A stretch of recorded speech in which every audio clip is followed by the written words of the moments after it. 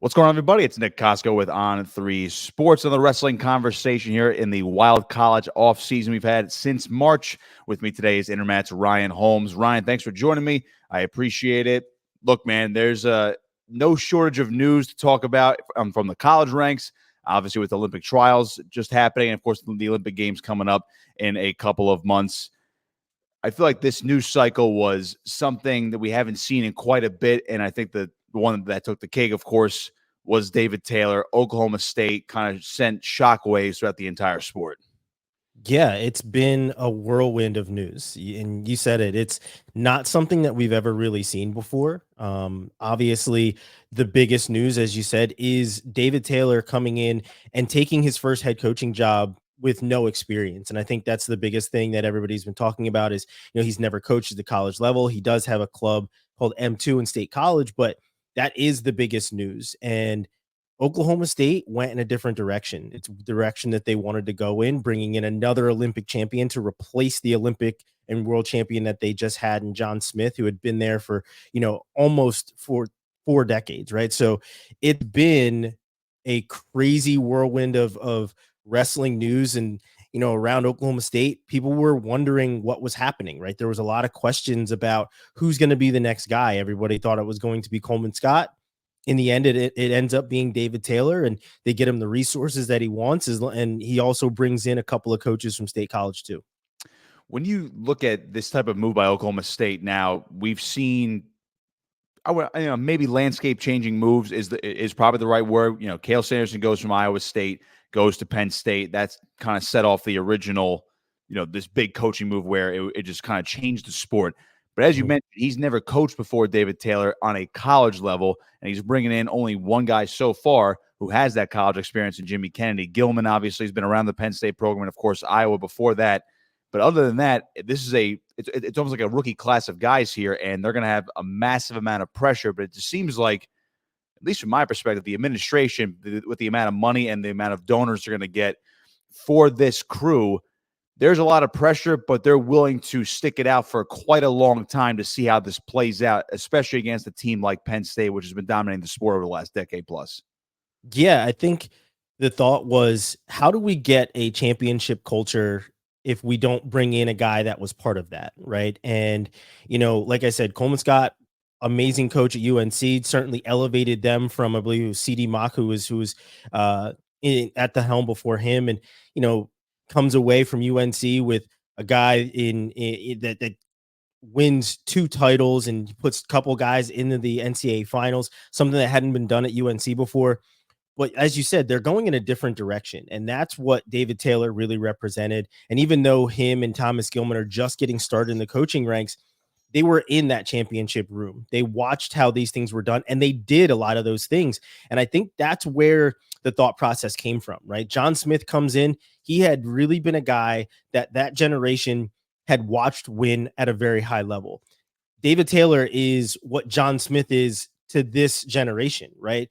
He may not have the same amount of world titles, but this generation watched David Taylor be dominant and win on that next level. And that's what it's all about. A lot of these kids want to win world and Olympic titles as well as NCAA titles, and they watch David Taylor do that. It's going to be a huge shot in the arm when it comes to recruiting as well as the transfer portal, where guys are saying, I want to work with David Taylor because I saw him do it. I know he knows the work that went into it. And he not only did that, but he worked with that championship level coach in Kyle Sanderson, where I know, I'm going to get that same level of coaching as well as work in the room.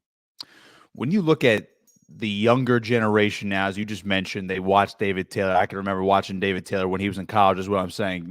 That was my biggest introduction to college wrestling over a decade ago, which was, the David Taylor versus Kyle Dake matchup, the hype for that NCAA final, but how good he was, and how good both those guys were after that. You mentioned how these kids want to work with a guy like that. He wanted to work with, David Taylor did, work with a guy like Kyle Snyder, from Iowa State to Penn State. I don't think there's going to be any disconnect at this point, and it's hard to say it's going to be a changing of the guard until maybe you see what happens 10 years down the line, roughly.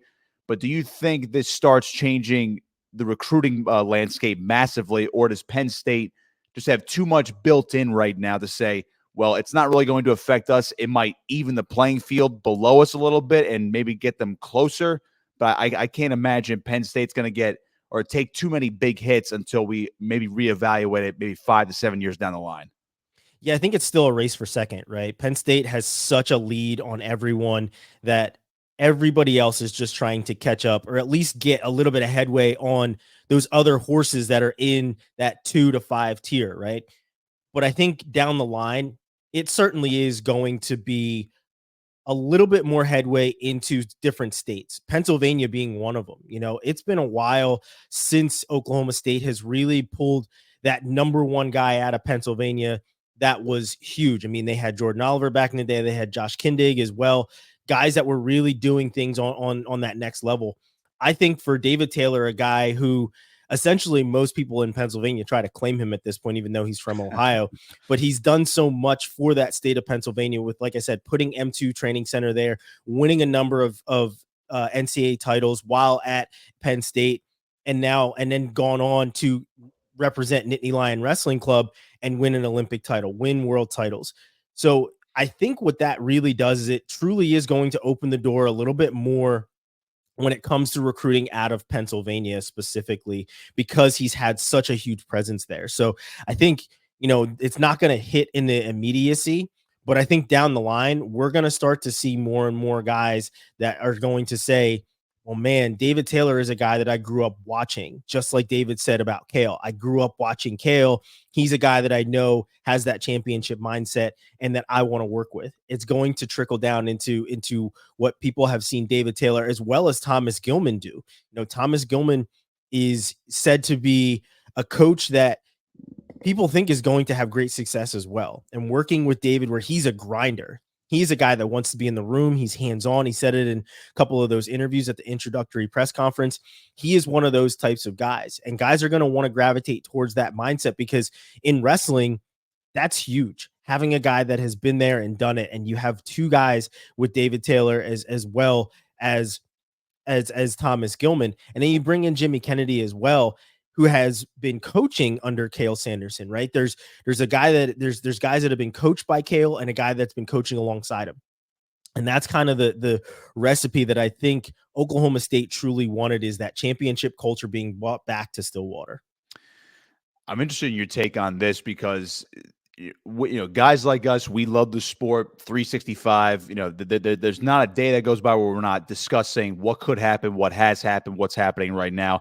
The casual viewer, and I know it's more of a loaded topic at this point, the casual viewer comes in once in a while, but I feel like this offseason, especially for college athletics fans, but, you know, people that pay attention to college football, college basketball, they see the portal, they see NIL, and they're used to coaching changes. They're used to these big landmark moves, or coaches getting fired, coaches changing spots, or these new coaches coming out of the woodwork. I feel like this type of move, coupled with other movement we've seen in the portal from the athletes, other, you know, movement from coaches, either retirements or new coaches, wherever the case may be, this type of buzz for a sport that's been a niche sport for so long, this might appeal to the casual viewers. And I feel like that's the wall that this sport needs to break through. We're like, okay, this is actually a big deal. This is like, you know, name a coach going to B school, or name this college coach going to the NFL with no NFL. I feel like it's one of those things that college wrestling might have needed for a shot in the arm.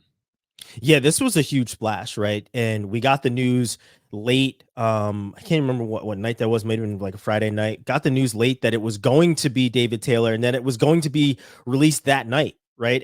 And I cannot remember at any point, you know, breaking news at a time like that, right? Where it was close to midnight on the East Coast, where they were going to be breaking this news and saying that David Taylor was their next head coach. And then within that entire day after the news broke, the post that Oklahoma State put out, and I said this on our show on InterMat's as well as a couple others, that post had over 1 million views. That's kind of unheard of in the wrestling world, right? I think if you think back, there hasn't been a lot of different posts that get that have kind of transcended that. I think the flying squirrel from Ellis Coleman was something that was played on repeat when it happened.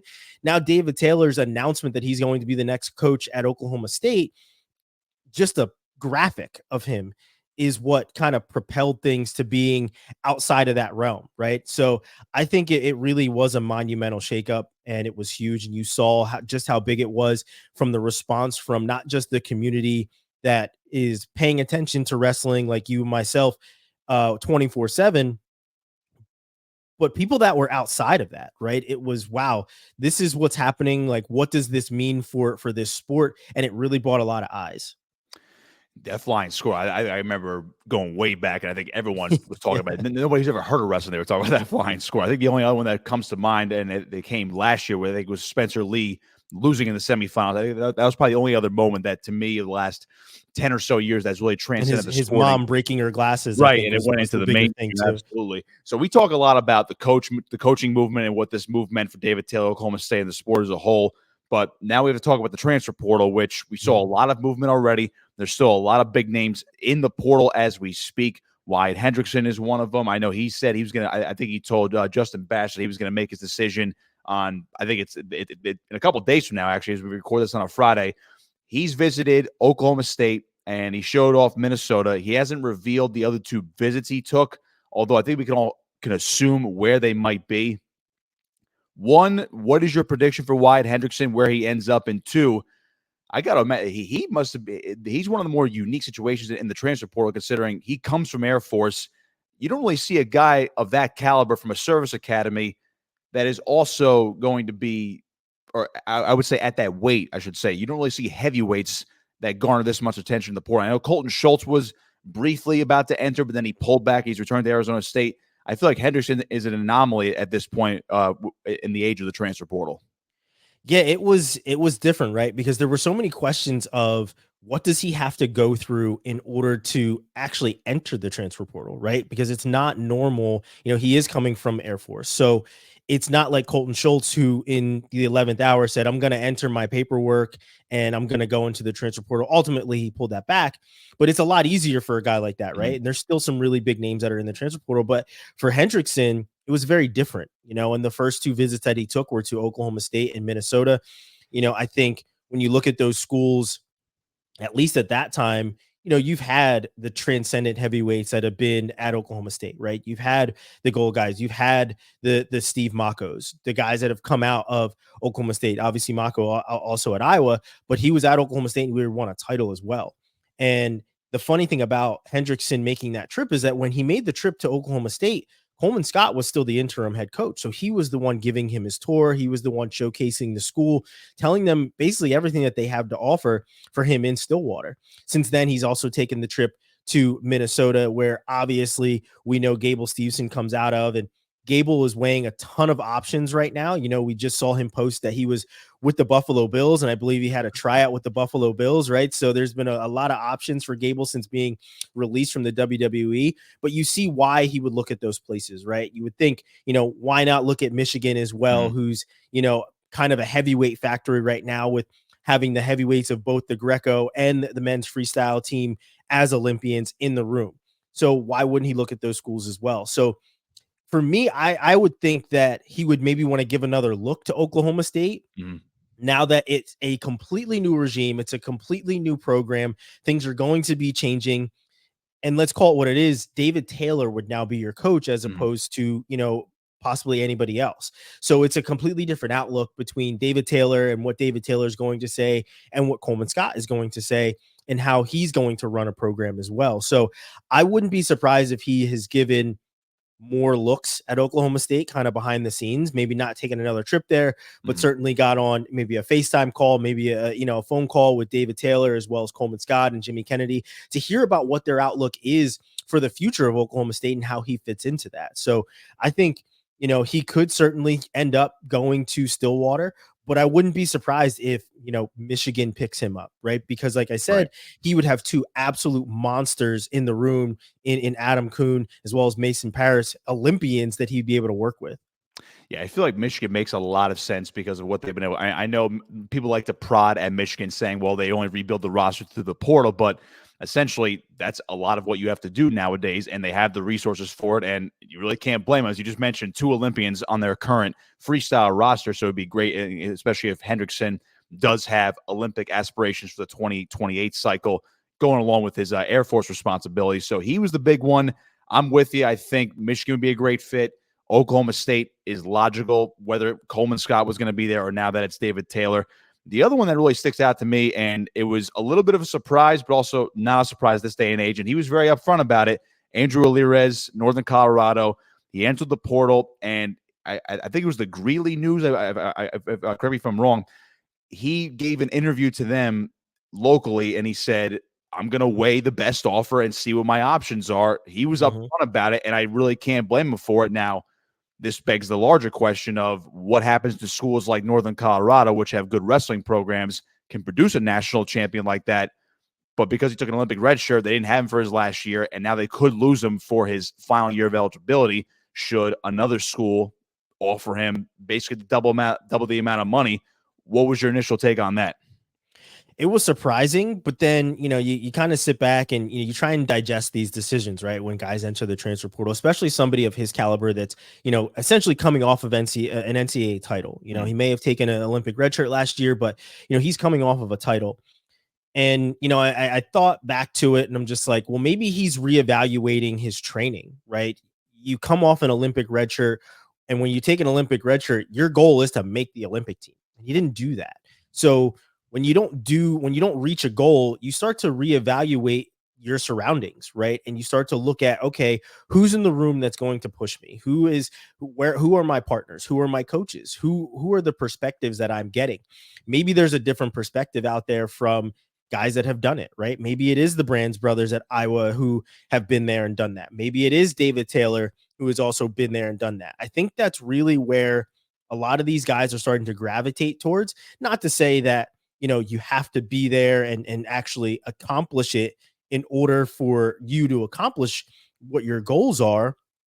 But I feel like in wrestling, it's a little bit more of a correlation, right? You see a lot of these coaches that were NCAA champions become head coaches, right? And his coach in Troy Nickerson, that's exactly what it is. He accomplished what he was able to accomplish under Nickerson, and maybe he's looking to do something else, right? He's looking for that freestyle look on a goal. So what better way of doing that than getting a guy that you watch do it, that knows the training, that knows the landscape of what this era of international wrestling is. So while it was very surprising, when you truly look at it, you say, okay, maybe he is trying to get some new partners. Maybe he is trying to get some new coaching, some different perspectives, somebody else in the room to push him.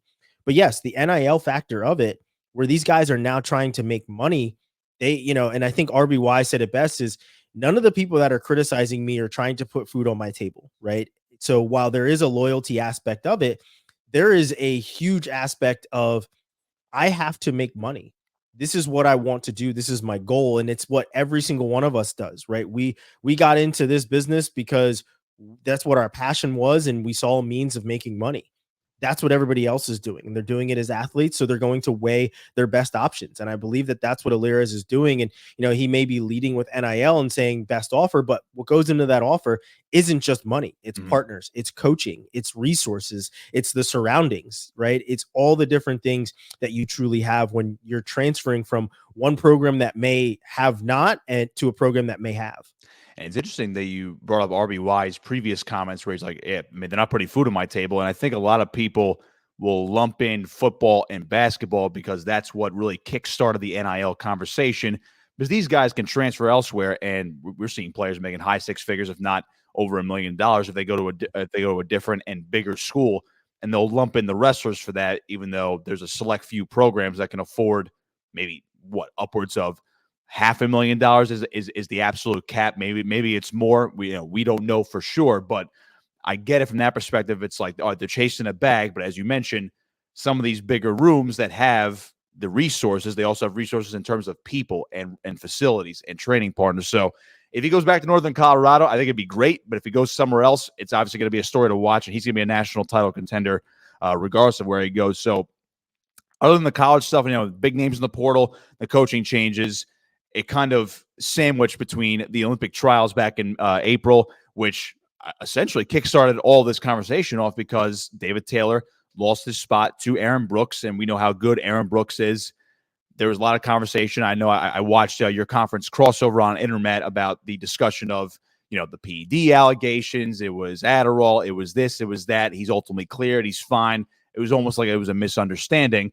That was the whole buzz about it. But I think that kind of overshadowed how good he was. And I said it at the time, not the Olympic trial. It was a little bit during the Olympic trials too, but during the NCAAs, he has been on such a high level compared to everybody else around him. I don't think I've seen something like that over the last decade or so.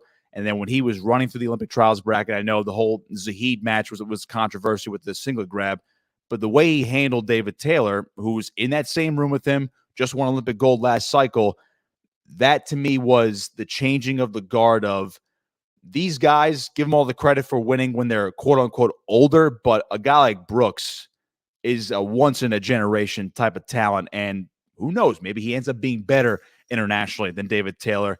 What was your wrestling take from the Aaron Brooks run at the Olympic trials? To me, it was just like, that guy's going to win gold, and I'd be stunned if he doesn't win gold in Paris. Yeah, he's been on a upward trajectory since he was 15 years old, right? And he's always been kind of that unknown guy. And I said this before, where coming into the Fargo finals, he was the unknown guy up against Trent Hidley and ends up throwing Trent Hidley on his head and beating Trent Hidley. And now to this point, Trent Hidley has never beaten Aaron Brooks, right? He's just had his number. So the upward trajectory of Aaron Brooks is amazing. And I think he said on the Bosch Mania podcast, he's avenged every loss that he's had on the college level, except for one. Yeah. And he has been able to make those adjustments and become better after every win, as well as after every single loss. So seeing him beat David Taylor, I wasn't sure if it was going to come this year, but it's when you truly look at his body of work, it's unsurprising to say, yeah, he's on that level of a David Taylor. He gave David Taylor a ton of fits the last time they wrestled. I think it was 5-3 and 5-0, or were the two, or maybe 5-1 or something like that, were the two wins for Taylor over Brooks. But there's been a ton of parity between Aaron Brooks and David Taylor. David Taylor took Aaron Brooks with him to the Olympics in 2020 as his partner. He was the person that was working with David Taylor to work that underhook that Yazdani does, right? Like it was one of those things that they saw in Aaron Brooks of saying, okay, he can actually parody the guy that I'm going to have to wrestle in the finals. And he got David Taylor prepared for that, right? So when you look at it and you say, okay, if anybody is going to know what Taylor's weaknesses are, it's going to be a guy coming out of the same room, even though they haven't trained together in a couple of years. And Brooks even alluded to that too, where they hadn't seen each other essentially on the mats in a very long time. They hadn't trained together. There was no real overlap between the two of them. So when you see how he performed, I think the most eye-opening thing was that he was able to shut down Taylor's offense. David Taylor didn't score not one takedown when he wrestled Aaron Brooks. And that was probably the first time in a very long time that Taylor had no offense against an opponent. So that was the most shocking thing for me, was just how he was able to take Taylor out. He was able to score his own takedown. He was able to score a push out, and then he was able to shut down Taylor's offense in that second match and score his own takedowns. So that was the biggest thing, was just how he did it with defense as well as his own offense, and just completely shut down what Taylor had to offer. Yeah, when you look at that, I'm just thinking in my head, his college, all his college matches, all his freestyle matches at the senior level. And I'm like, I don't know how anybody ever scored on this guy the way he wrestled at 184. Then, of course, 97 his last year. Then the way he could, as you just mentioned, controlled Taylor, and Taylor just couldn't even barely could get to his legs at that point. The other guys that, again, the men's freestyle team, all 6 weights are going. That was the big news, considering Spencer Lee and Zane Rutherford went to the last chance and were able to get through those brackets nearly unscathed, but obviously are going to Paris. And Spencer Lee looked amazing. Zane Rutherford, great run on the second day after getting pulled back into the bracket. The one guy I think people are they're not brushing to the side, but haven't talked about as much. But you look at his feats, Kyle Snyder, third straight Olympic team. This guy has been as steady as you could possibly be at 97 kilos. I feel like it was almost like a foregone conclusion that he was going to make the team and is going to be in contention for a medal once again in his third straight cycle. What was your biggest takeaway from Kyle Snyder? Yeah, it's funny you say that because I feel like people take Kyle Snyder for granted these days, right? He became the youngest world champion and the youngest Olympic champion. And it feels like, I mean, to me, as somebody who was there when he won his first senior level world medal, it was like, okay, this is happening right now. And it's been a blink of an eye. And now we're at what, a number of Olympic medals, a number of world medal, three world golds at this point, and a number of other, silvers and bronze to go with them. I feel like people are just like, yeah, Kyle Snyder is Kyle Snyder, and he's going to go out and he's going to be Mr. Consistent. But they have forgotten how damn consistent he really is, right? Yeah. Like that's the crazy part about it is Kyle Snyder has been as much of a perennial powerhouse as Jordan Burroughs was before taking the losses that he's taken to Dake and now this year to Nolf. That's been the biggest surprise is people are just like, yeah, Kyle Snyder's just going to go out and he's going to win when he has probably the biggest competition on the world level in Sajalayev. So for me, that's what I think is funny is in the States, it's just like, oh, it's a foregone conclusion. Kyle Snyder's going to man 97 and that, it just kind of is what it is. But, even though he's been ultra dominant, you have to tip your hat to the fact that he has been able to stay as consistent as he has and manning 97 since beating Jake Varner to take over on the world stage. So for me, it's like, guys, Kyle Snyder is an amazing feat, and he is not talked about nearly as much as he used to. It's kind of like you brush by 97 and think it's a foregone conclusion that we're going to get a medal there when we saw Snyder get bronze last year. We've seen him lose on that world stage as well as win. So even though he has been kind of that stalwart of bringing home a medal, I feel like he's become underappreciated in the United States because he's been so consistently good for so long. To piggyback off of that, do you think he's back for this next Olympic cycle, regardless of what he does, whether it's gold, silver, bronze, doesn't medal? Do you think he makes one more run for 2028? And if he doesn't, I mean, it's hard. It's hard for me to pick who's the next man up because again, you go on another Olympic cycle. It's another 4 years from now.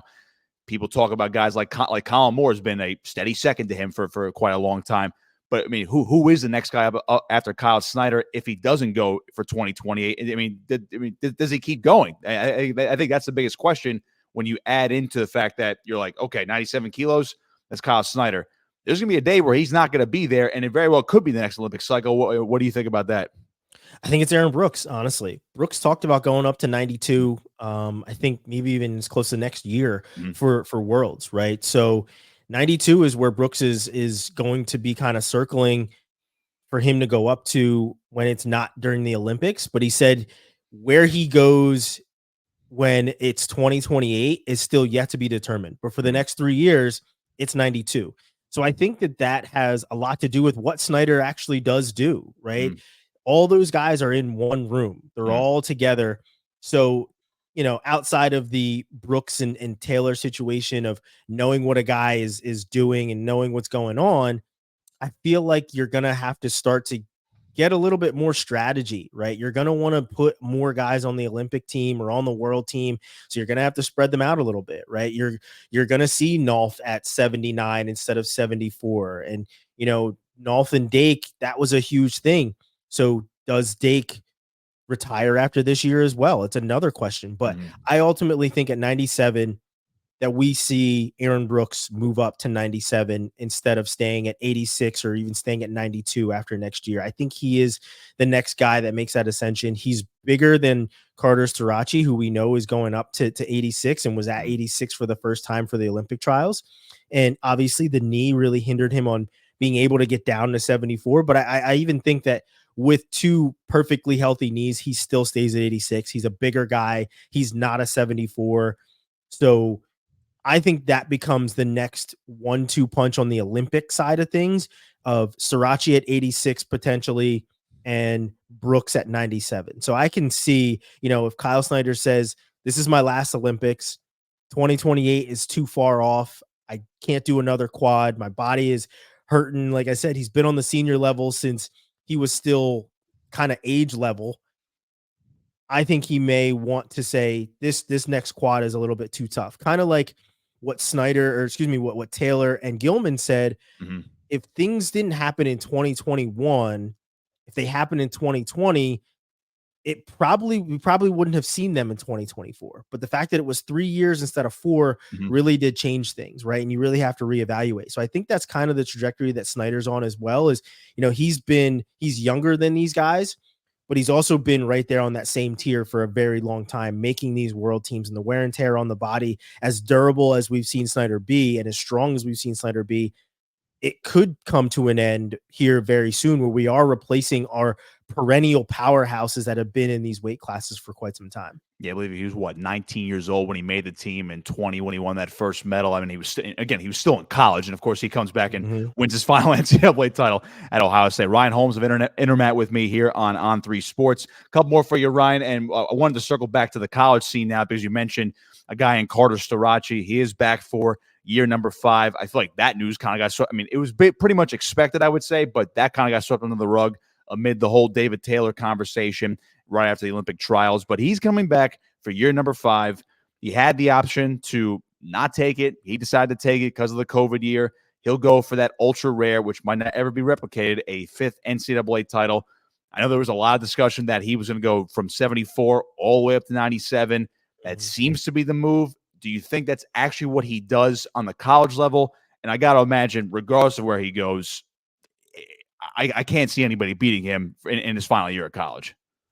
Yeah, I think that is where he goes, and mostly because he's accomplished everything he's truly wanted to accomplish at the NCAA level. Now you're thinking down the road, and something that Kale said during his post NCAA's presser was, we're not thinking about next year. The time to think about next year was 3 years ago. They are thinking 4 or 5 years ahead. So if Carter Starocci's moving up to 97, this is a play to get him ready for the international level, right? And Aaron, as we said, Aaron Brooks moving up to 92. So it won't be Aaron wrestling against Carter Starocci at 86 kilograms anytime soon. By moving Carter Starocci into 97, it gets his body even bigger for that international scene, gets him stronger for the international scene, and just gets him ready. And I think that's really what's in the card. So I can see him moving up certainly to 197. I think that's why Kale had that thought of, Carter coming back, being at 97, looking at his body type and not wanting him to cut weight, right? I feel like Carter was really big this last year for 174, and he's a guy that can certainly move up and do a lot more damage. And we saw how he wrestled against Trent Hidley. Hidley moved seamlessly into 197 this year, and he's a pretty big guy as well. And we saw how Starocci was able to compete against him at the Olympic trials, even with a bum knee. So I think that's kind of the game plan, right? It's no longer about NCAA titles, even though cementing your legacy as the only 5-time champ and something that may not be ever replicated again, cementing yourself as that is certainly the immediate goal. But the goal of becoming an Olympic champion and a world champion is what's on the horizon. And moving up to 97 is what puts you in place to do that. Yeah, he'll be, again, Penn State, as we mentioned before, will be the favorite. It's a race for second, even with David Taylor going to Oklahoma State and Iowa, maybe trying to get into the arms race as well, especially with the transfer portal. So speaking of the portal, and you mentioned it earlier when we were in this discussion with Gable Steveson, how he has all these options, buried under all of his options, which are MMA, the NFL, possibly pulling another page out of Brock Lesnar's book. He still has that 1 year of college eligibility left. This might have been a bigger conversation last year when there was talk about him returning to college amid the Olympic run, but he stayed in the WWE, and he obviously could not wrestle in the trials until he was released. And of course, that was after the trials tournament. I got to think it's just discussion right now, and it's just thrown out there in case there's a chance that Minnesota or any other school for that matter says here's a blank check for NIL dollars. Come back and wrestle your final college season. I got to imagine the NFL is more of just I don't want to call it a publicity stunt, but maybe it's something that he wants to pursue because it might be every little kid's dream to play in the NFL. But it seems like to me MMA is the route at this point for Gable Steveson and something that he could be dominant in. I don't think he's going to come back to college, and if he doesn't do it this year, it's pretty much gone away. There's no way, even with 1 year of eligibility left. But could you see him coming back this year and maybe shaking up the heavyweight weight class once again? I don't know, honestly. I guess maybe wishful thinking on my part to Mhm. to say, yeah, I hope he does come back. And it would be more of a seamless thing, right? Because him coming back to the college ranks could mean him coming back to the international wrestling ranks and him then transitioning into MMA because those go hand in hand. The football aspect of it, you're right. It could be a dream to go on and play in the NFL. I mean, it was my dream to go on and play in the NFL, right? When the Shield calls, you're going to entertain that. Mhm. It is something that you're not just going to say, no, I haven't played. No, you're going to go entertain that. And he was just with the Bills, and Sean McDermott is a wrestling guy, and we've seen Jordan Burroughs take trips to camp and speak to the teams in the past. And, McDermott was also a wrestler himself as well. So, unsurprised that would be potentially his first trip. We haven't seen him post anything else about the NFL. But, kind of unsurprising that would be his first trip to go to Buffalo, where a guy that really values wrestling would want to bring in a guy of his caliber. But I would love to see him come back to the NCAA ranks and finish off that 1 year. If he doesn't do it this year, I don't see him coming back. But then just on top of that, right, I feel like there was a plan for him to come back and wrestle this past year at Mhm. Minnesota. And I talked to Coach Eggum, and Coach Eggum even mentioned it, in the preseason of we are in talks with Gable to come back. We are trying to make it so that he can come back to this team and finish his last year of eligibility, and he spoke with Patrick McKee, who was the 125 at Minnesota this past year, and he spoke with Michael Blockus, who also came back after having his first MMA fight under Bellator.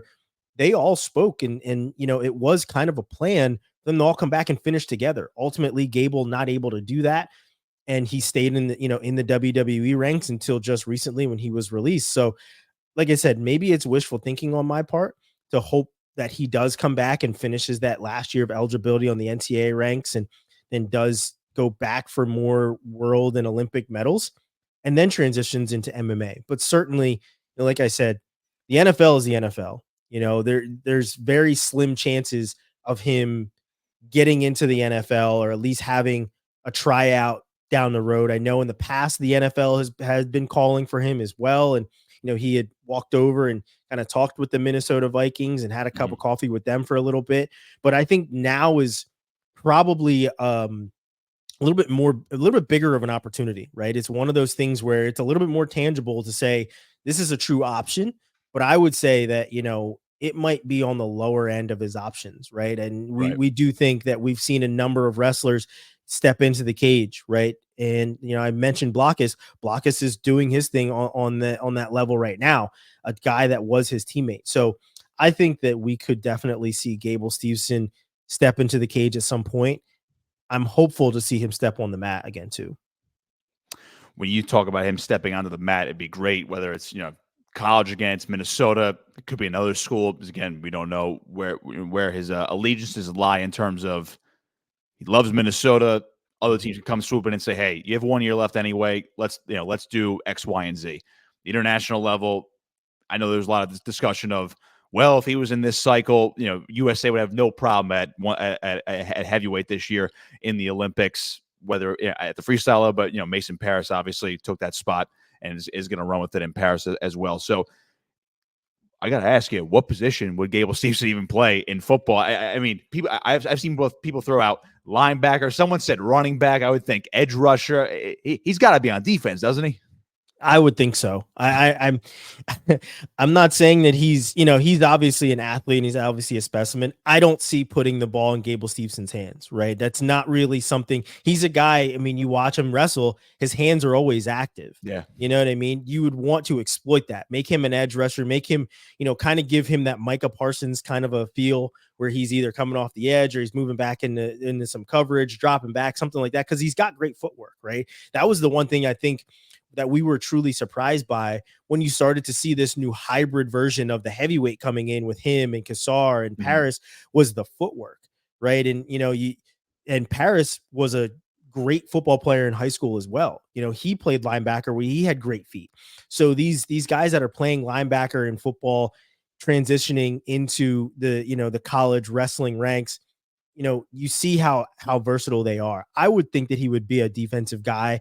Like I said, edge rusher. You don't want to put him inside with any of those guys. Those guys are really, really big, right? You think Stephen Neal when you're in there. Stephen Neal was a massive guy, so I don't think that Gable is one of those guys that wants to be deep in those trenches. You got to put him in space where he can really truly use his athleticism, and that's kind of what I would be. I was a strong safety in college. I could see Gable lining up next to me as a linebacker and kind of rushing the passer from there.